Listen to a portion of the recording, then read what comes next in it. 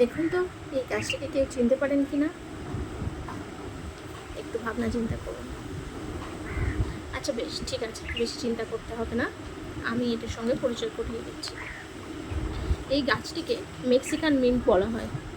এছাড়া এর আরও নাম আছে, যেমন Indian borage, Cuban oregano, ajwain পাতা ইত্যাদি, এসব নামে এটি পরিচিত। আচ্ছা এই গাছটিকে দেখতে কেমন লাগছে বলুন তো? একদমই ঠিক। এর পাতা মোটা ও সুগন্ধযুক্ত এবং রসালো। এর অনেক উপকারিতা আছে। হঠাৎ করে আমি এই গাছটার সঙ্গে আপনাদের পরিচিতি ঘটাচ্ছি তার উপকারিতার জন্য।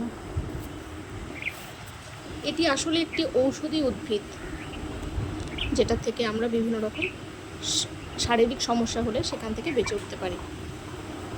সর্দি কাশি উপশম করতে এটা সহায়ক। এই পাতার রস বা চা করে আমরা যদি খাই তাহলে আমাদের গলা ব্যথা থেকে বা কাশি থেকে আমরা উপকার পেতে পারি। আমাদের অনেক সময় সবারই পেটের সমস্যা, বদহজম, গ্যাসের সমস্যা এগুলো হয়ে থাকে। তো এই যে পাতাটি আছে আজওয়াইন পাতা, সেটা কিন্তু আমাদের বদহজম কমাতে সাহায্য করে।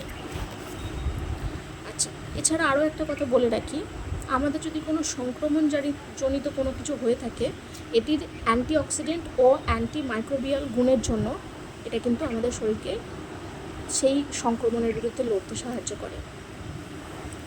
বেশ, অনেক হলো এর উপকারিতা কথা জানলাম আমরা। এটাকে আমরা চা হিসাবে পান করতে পারি। আচ্ছা, আমরা কারি পাতা তো তরকারির টেস্ট পাল্টানোর জন্য বা টেস্ট বাড়ানোর জন্য ব্যবহার করি, ঠিক এটাকেও রান্নার সুগন্ধি বাড়ানোর জন্য আমরা এটাকে ব্যবহার করতে পারি। এটাকে যে পাতার রসটা সেটা মধুর সঙ্গে মিশিয়ে অনেকেই কাশির ঘরোয়া টোটকা হিসাবে কিন্তু এটাকে ব্যবহার করে থাকে। আচ্ছা, তাহলে এবার আপনাদের মনে প্রশ্ন আসছে, এই গাছটাকে চাষ করবো কীভাবে বা এটা পাবোই বা কোথায়? এটা কি সহজেই, যেমন দেখছেন আমার বাড়ির ছাদে এটা একটা টবের মধ্যে বসানো হয়েছে। এটা খুব অল্প যত্নতেই দ্রুত বৃদ্ধি পায়। যেখানে রোদযুক্ত বা আংশিক ছায়াযুক্ত স্থান আছে সেখানে এটা ভালো জন্মায়। তবে হ্যাঁ, এর মাটির কথা বলে রাখি, এর মাটিটা কিন্তু বেলে পাথরের মাটি, মানে বেলে মাটি যেটাকে আমরা বলি, যেটাতে বালি আর কাদার পরিমাণ প্রায় সমান সমান থাকে, সেই মাটিটা কিন্তু এর জন্য উপযুক্ত। মাটি শুকিয়ে গেলে অল্প একটু জল দিতে হয়। বেশি জল দিলে এর শিকড় কিন্তু নষ্ট হয়ে যাওয়ার সুযোগ থাকে এবং এই গাছটা নষ্টও হয়ে যেতে পারে। এটাকে আমরা ডাল কাটিং করে লাগাতে পারি। আমার যে গাছটা দেখছেন এটাও কিন্তু আমি একটা ছোট্ট ডাল নিয়ে বসিয়েছিলাম এবং সেখান থেকে এটা এতটা বড় হয়েছে। আচ্ছা, এর অনেক ভালো গুণের কথা আমরা জানলাম। তবে হ্যাঁ, এটা ব্যবহারের সতর্কতাও কিছু আমাদেরকে কিন্তু নিতে হবে। এটা বেশি আমরা ব্যবহার করতে পারবো না। যদি বেশি ব্যবহার করতে হয় সেক্ষেত্রে আমরা ডাক্তারের পরামর্শ ছাড়া এটা করতে পারবো না।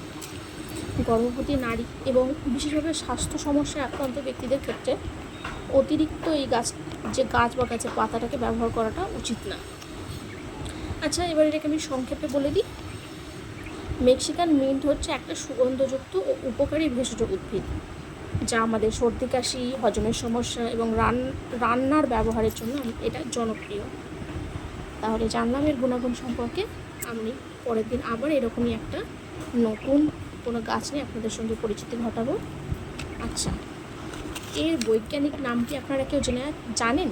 যদি কেউ জেনে থাকেন প্লিজ আমাকে কমেন্টে জানাবেন। Thank you.